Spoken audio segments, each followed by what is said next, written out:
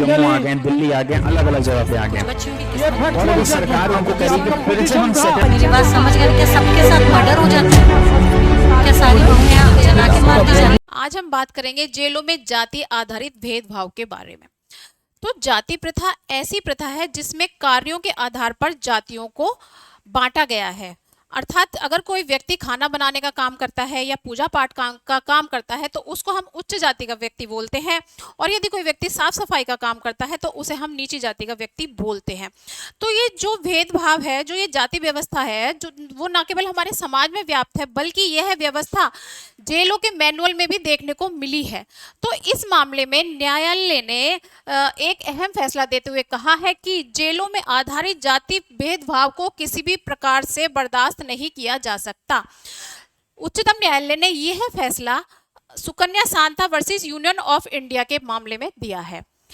इस मामले में सुकन्या सांता जो है वो एक पत्रकार हैं, और उन्होंने जेल मैनुअल में जो प्रावधान है जो कि जाति आधारित भेदभाव को बढ़ावा दे रहे हैं उसकी ओर सुप्रीम कोर्ट का ध्यान आकर्षित किया है।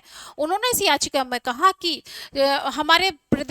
हमारे देश में कुछ प्रदेश ऐसे हैं और कुछ राष्ट्र शासित देश ऐसे हैं जो कि जेलों में जाति व्यवस्था को बढ़ावा दे रहे हैं। इस मामले में उन्होंने कहा कि जेलों में ऐसे जेल मैनुअल में ऐसे प्रावधान है जो कि कहते हैं कि जो साफ सफाई का काम है वो उस जाति के व्यक्ति द्वारा ही किया जाएगा जो कि बाहर निकलकर भी, जेल से बाहर निकलकर भी वही काम करता है।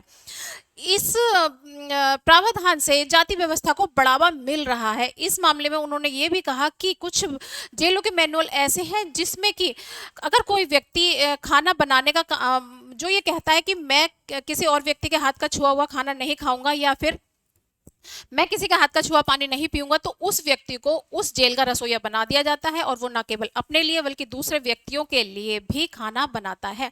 साथ ही साथ एक जेल के मैनुअल में ये भी प्रावधान है कि जो नाई है वो उच्च जाति का होना चाहिए, क्योंकि जो नाई है जब वो बाल काटता है तो सभी व्यक्ति उन व्यक्तियों को टच भी करता है। तो उनका ये कहना है कि हम नीची जाति के व्यक्ति से अपने आप को टच नहीं कराएंगे, हमें जो बाल काटने वाला है वो भी ऊंची जाति का ही होना चाहिए। तो इस तरह के जो प्रावधान है वो जातिगत भेदभाव को बढ़ावा दे रहे हैं। न्यायालय ने स्पष्ट शब्दों में कहा है कि ऐसा कोई भी प्रावधान जो कि जातिगत व्यवस्था को बढ़ा रहा है और जाति के आधार पर लोगों के साथ भेदभाव कर रहा है वो असंवैधानिक है, और जेलों के मैनुअल जो हैं उनको बदलना चाहिए जो कि इस व्यवस्था को बढ़ावा दे रहे हैं, इस भेदभाव को बढ़ावा दे रहे हैं। धन्यवाद। Subscribe for more content.